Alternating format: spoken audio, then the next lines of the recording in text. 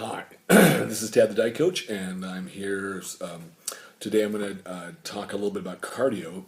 I go into the gym all the time, and I see people on the cardio machines a lot, especially a lot of ladies trying to lose body fat, and they're doing lots of cardio. But when they're on the machines, they're really not working that hard. The making cardio effective is always about creating as much heat as possible.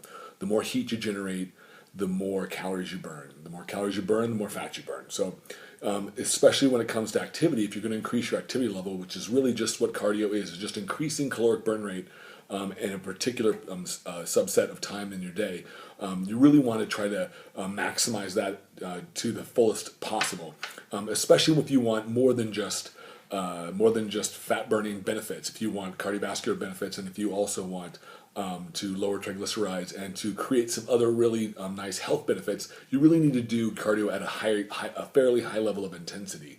So that is going to be contingent on each person's fitness level, but in general, most people within the ages of 25 and 45 are going to fit somewhere in the range of 125 to 145 beats per minute. Now again, some people have a very high fitness level and they can get their heart rate up pretty high without really getting warm and without really too much effort. So you really have to gauge much of this based on your own sort of perception of how much heat you're generating. It's very easy to do.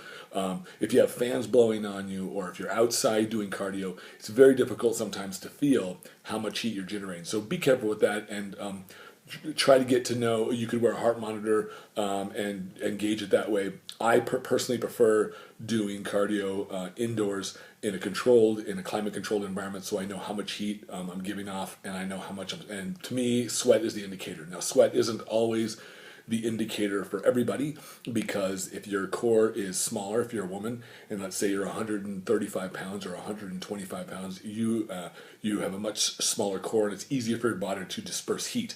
Whereas myself, I'm 5'7" and about 230 pounds, and so it's much more difficult for my body to cool its core temperature down. So I'm going to sweat a lot easier. As a matter of fact, it doesn't take much for me to sweat on a cardio, but I also generate lots of heat, and that's because of all the muscle.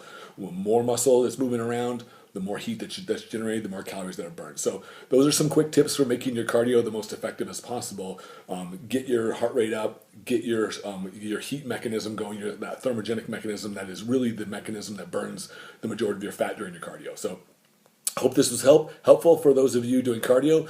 Get that activity running and get those legs moving, get those muscles and that body moving, and you'll have a successful cardio session. So this is Tad the Diet Coach saying be positive. Thanks.